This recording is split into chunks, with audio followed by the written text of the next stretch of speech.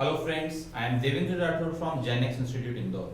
Accounting के अंतर्गत हम लोग जिस सीरीज पे डिस्कशंस कर रहे हैं दैट इज जर्नल। जर्नल की कुछ एंट्रीज मैं आपको अर्लियर वीडियोस के अंतर्गत एक्सप्लेन कर चुका हूं।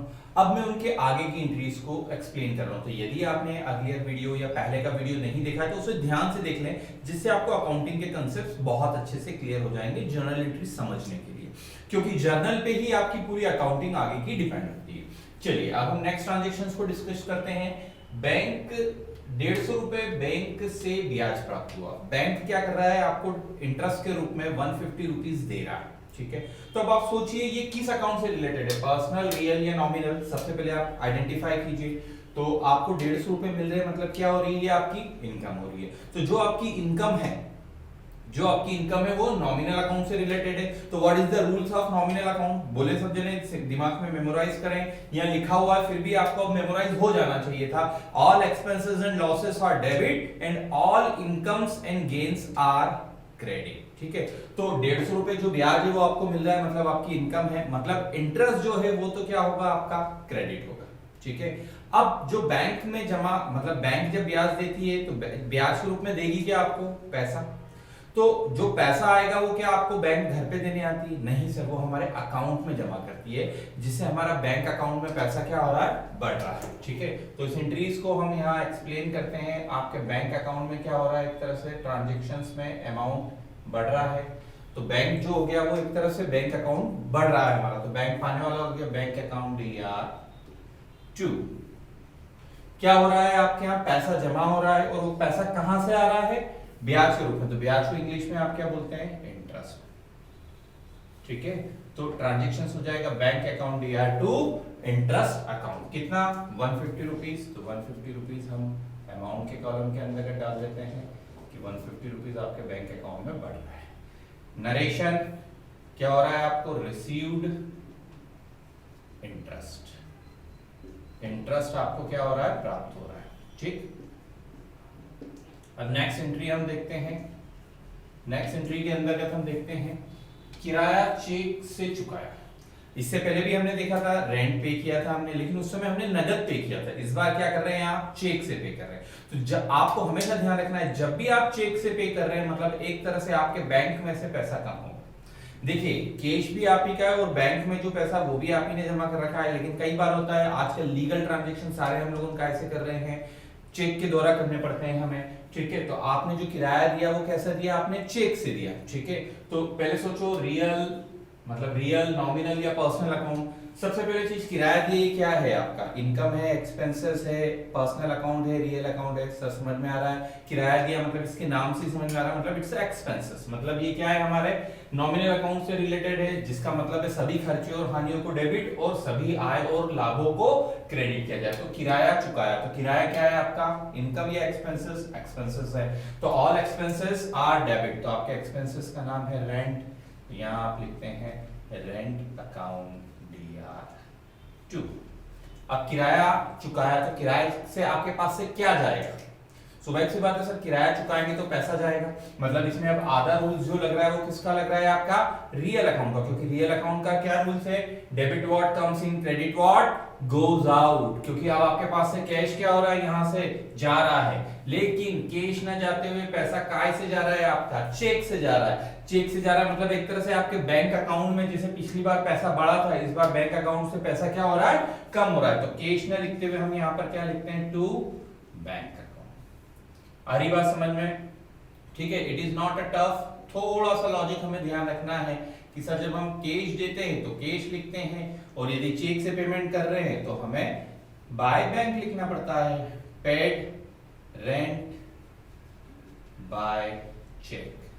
ठीक है, चेक नंबर हो तो वो चेक नंबर भी यहाँ पर आप ट्रांजैक्शंस के अंतर्गत लिख सकते हैं कि जो भी चेक नंबर है 6 डिजिट का चेक नंबर होता है। ये आप सब जने ध्यान रखें, कॉमर्स के स्टूडेंट है, चेक जो रहता है 6 डिजिट का रहता है। तो जो भी उसका नंबर है, लेट सपोज 0 1 2 3 4 5, मैंने एक एग्जांपल लिया, जो भी चेक नंबर है वो आप नरेशन में लिख सकते हैं, ताकि मेमोराइज रहे कि आपने चेक कौन से उसका दे रखा है। नेक्स्ट ट्रांजैक्शंस हम देखते हैं। कमीशन चेक से प्राप्त हुआ। इससे पहले भी हम लोगों ने देखा था कमीशन रिसीव्ड हुआ था, उस समय कैश हुआ, लेकिन क्योंकि अब मैं कुछ बैंक के ट्रांजैक्शन आपको एक्सप्लेन कर रहा हूं तो इसको हमने बैंक से समझने की कोशिश करी। कमीशन चेक से प्राप्त हुआ, अब वही चीजें पर्सनल, रियल या नॉमिनल, सबसे पहले एक ही चीज दिमाग में आनी चाहिए कि ट्रांजैक्शंस देख के आपका मेमोराइज हो जाना चाहिए कि ये कौन से अकाउंट से रिलेटेड है।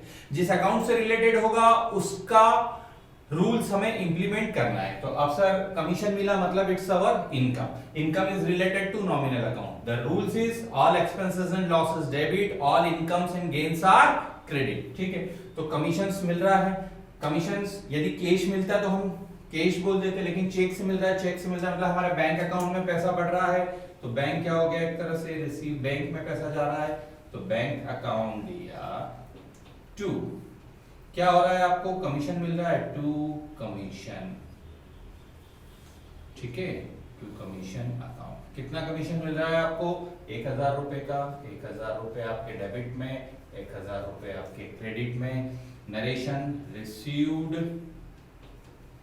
कमीशन,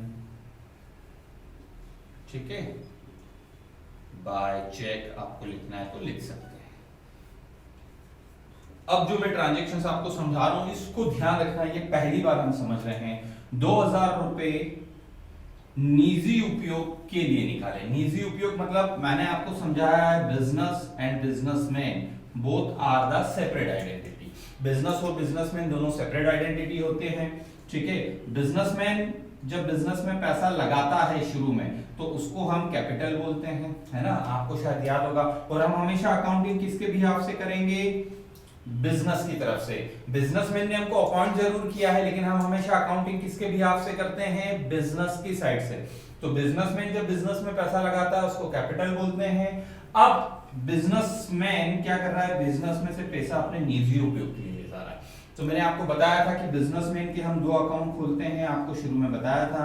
जब वो बिजनेस में पैसा देता है तो कैपिटल, और जब वो बिजनेस से पैसा निकालता है तो उसको ड्राइंग कहते हैं, हिंदी में उसको आहरण कहते हैं। वो फर्स्ट लेक्चर्स के अंतर्गत मैंने आपको एक्सप्लेन किया था, और ज्यादा अच्छे से डिस्क्रिप्शंस देखने के लिए आप फर्स्ट लेक्चर्स को रेफर कर सकते हैं। निजी उपयोग के लिए 2000 रुपए आपने निकाले, तो अब आप सोचो बैंक मतलब आपके बिजनेस में क्या हो रहा है, पैसा आ रहा है या जा रहा है, सर बिजनेस में से सिर्फ 2000 रुपए जा रहे हैं। ठीक है, अब कौन ले रहा है वो, सर बिजनेसमैन। तो बिजनेसमैन कौन है, मतलब एक तरह से पर्सनल अकाउंट। पर्सनल अकाउंट का नियम है debit the receiver credit the giver, मतलब पाने वाले को डेबिट करो और देने वाले को क्रेडिट करो। तो बिजनेसमैन एक तरह से पाने वाला है। तो लेकिन हमारा अकाउंटिंग का रूल्स है कि कभी भी हम अकाउंटिंग बुक्स में बिजनेसमैन का नाम नहीं लिखते हैं। उसके लिए उसके 2 अलग अलग सेपरेट अकाउंट खोले गए हैं। जैसा आप जानते हैं आप अपने खुद के मोबाइल में अपना खुद का मोबाइल नंबर सेव नहीं करते हैं, उसी तरह हम ऑनर का नाम ना लिखते हुए जब भी बिजनेसमैन बिजनेस में से पैसा निकालता है तो बिजनेसमैन कौन है, एक तरह से इस समय पाने वाला, क्योंकि वो बिजनेस में से पैसा ले रहा है, मतलब हम उसको पैसा दे रहे हैं। तो उसको आपको बोलना है ड्राइंग्स। ड्राइंग्स वो खाता होता है जो बिजनेसमैन ने पैसा निकाल रखा है, जितना पैसा। Drawings account DR2। क्या हो रहा है, बिजनेस में से पैसा क्या हो रहा है, जा रहा है। जा रहा है मतलब आपके पास से कैश क्या हो रही, कम हो रही है। तो ये हमारा कौन सा अकाउंट हो गया, रियल अकाउंट का। Debit what comes in and credit what goes out. तो पैसा जा रहा है, कितना निकाला उसने, 2000 रुपए। तो 2000 रुपए हम ऑनर्स के नाम पर दे देते हैं कि ये ऑनर्स को दिया, ताकि इन फ्यूचर में रिकॉर्ड मेंटेन किया जा सके। नरेशन हो जाएगा विथड्रू फॉर पर्सनल यूज। इससे ये चीज समझ में आती है कि ऑनर ने पैसा पर्सनल यूज के लिए निकाला है। ठीक है, अब नेक्स्ट ट्रांजेक्शंस जो हम आपसे डिस्कस कर रहे हैं, 5000 रुपए बैंक से निजी उपयोग के लिए निकाले। इससे पहले जो मैंने आपको 19 ट्रांजेक्शन दिखाया था जिसमें हमने बोला था पर्सनल यूज के लिए 2000 रुपए निकाले। इस बार हम क्या कर रहे हैं, 5000 रुपए निजी उपयोग के लिए निकाले, और वो भी कहां से निकाले, बैंक से। ठीक है, मतलब किसने निकाले, निजी उपयोग के लिए कौन निकाल सकता है, स्वाभाविक सी बात है सर, पर्सनल यूज के लिए ऑनर निकालता है। मैंने पहले ट्रांजेक्शन में एक्सप्लेन किया।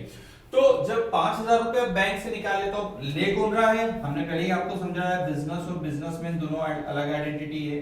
बिजनेस में से किसने निकाले, बिजनेसमैन ने। तो बिजनेसमैन कौन हो गया, पाने वाला हो गया। तो हमारा नियम है डेबिट द रिसीवर। तो ऑनर कौन है, रिसीवर इस समय। तो उसको तो हमें क्या करना रहेगा, यहाँ पे डेबिट करना रहेगा। लेकिन हम उसको उसके नाम से ना रिप्रेजेंट करते हुए किस नाम से रिप्रेजेंट करते हैं, ड्राइंग से। तो यहाँ पर हम एंट्री लिखते हैं ड्राइंग्स अकाउंट DR, ठीक है, मतलब पाने वाले को डेबिट करो 2।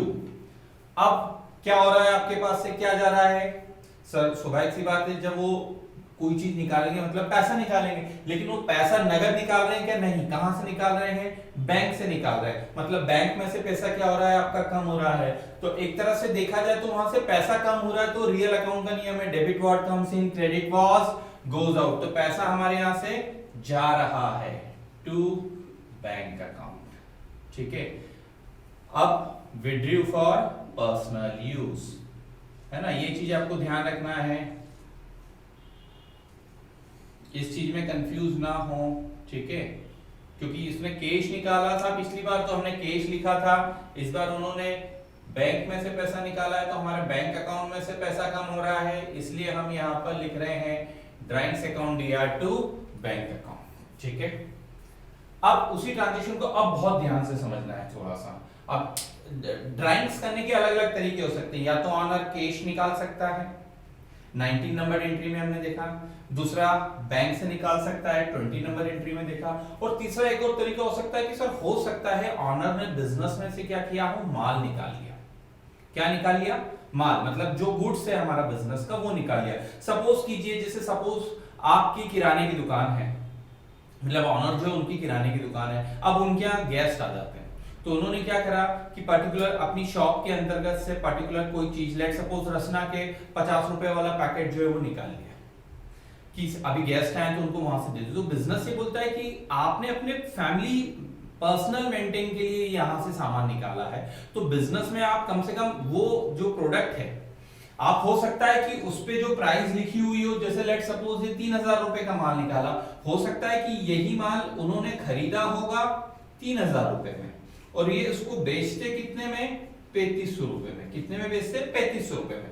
तो बिजनेस ये बोलता है कि ठीक है, ऑनर क्योंकि उस बिजनेस का मालिक है तो वो प्रॉफिट ना दे, लेकिन जितनी अमाउंट का माल है उतना अमाउंट तो हमें बिजनेस में वापस से दे।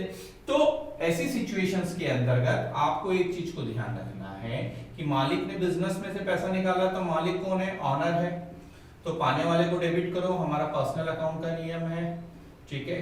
तो डेबिट द रिसीवर, ऑनर जो है उसने 3000 रुपए का माल निकाला, तो ड्राइंग्स अकाउंट DR टू।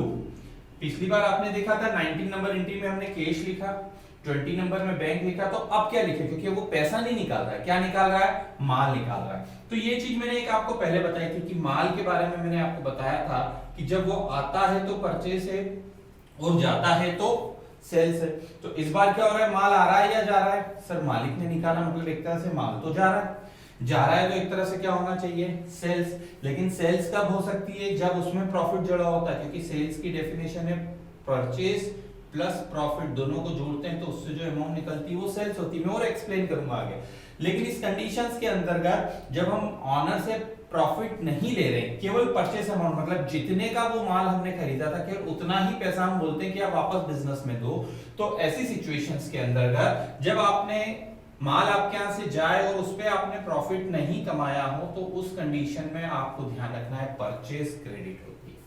अभी तक हमने जितने भी ट्रांजैक्शन देखे उसमें देखा था परचेस डेबिट होती है, लेकिन इस ट्रांजैक्शंस में परचेस क्रेडिट होगी। ऐसे और भी ट्रांजैक्शन होंगे, वो मैं आपको एक लेक्चर्स में आगे एक्सप्लेन करूंगा। तो इस समय एंट्री होगी drawings account DR to, purchase account 3000 रुपए पर्सनल यूज के लिए कैश ना निकालते हुए माल निकाला, withdrew goods for personal use. तो जब भी ध्यान रखना है आपको, जब मालिक यदि बिजनेस से माल निकालता है तो उस समय आप कैश ना बोलते हुए उस पर्टिकुलर माल को एक्सप्लेन करते हैं कि उन्होंने माल निकाला है, तो जो माल निकाला है उसको आप कैश ना बोलते हुए क्या बोलते हैं, गुड्स। और गुड्स जो है उसको सेल्स ना बोलते हुए परचेस लिखा जा रहा है, क्योंकि उस पर आपने प्रॉफिट नहीं कमाया है। नेक्स्ट ट्रांजैक्शन हम देखते हैं। अब ये ट्रांजैक्शन वैसे अधिकतर स्कूलों में पहले ही समझा दिया जाता है, लेकिन मैं अब आपको समझा रहा हूं क्योंकि अब आपके अकाउंटिंग के बहुत सारे कंसेप्ट्स क्लियर हो चुके होंगे।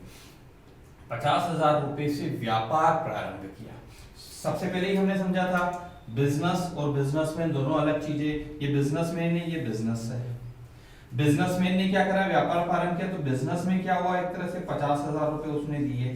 तो बिजनेस में क्या हो रहा है, एक तरह से पैसा, आप हमेशा बिजनेस की साइड से सोचेंगे, बिजनेसमैन ने बिजनेस में क्या करा, पैसा लगाया, तो बिजनेस में पैसा आ रहा है, तो जब भी पैसा आए तो उसे हम क्या बोलते हैं, जो आए उसे डेबिट करो। कौन सा अकाउंट है, इस ट्रांजैक्शन में सबसे पहला आपका रियल अकाउंट का नियम लगता है कि जो वस्तु व्यापार में है उसे डेबिट करो। तो जब 50,000 रुपए से व्यापार प्रारंभ किया, मतलब व्यापार में 50,000 रुपए आ रहे हैं, तो हम उसको बोलते हैं कैश अकाउंट दिया, क्योंकि हमारे पास कैश आ रही है।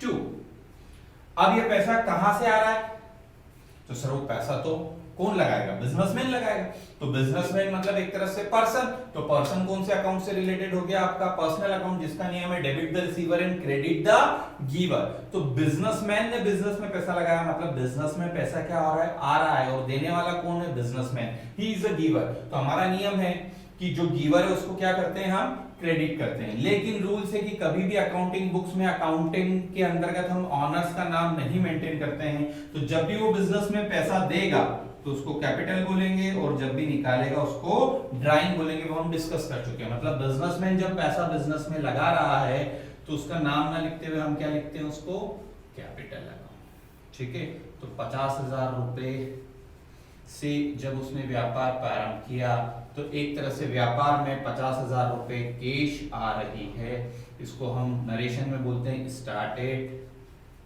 Business with cash. और भी अलग अलग तरीके से वो बिजनेस शुरू कर सकता है, उसके ट्रांजैक्शंस में आपको नेक्स्ट वीडियोस में एक्सप्लेन करूंगा। तो डियर फ्रेंड्स, इन ट्रांजैक्शनों को बहुत ध्यान से प्रैक्टिस करें और आगे के कंसेप्ट्स को समझने के लिए हमारे नेक्स्ट वीडियोस को देखते रहें। Have a good day.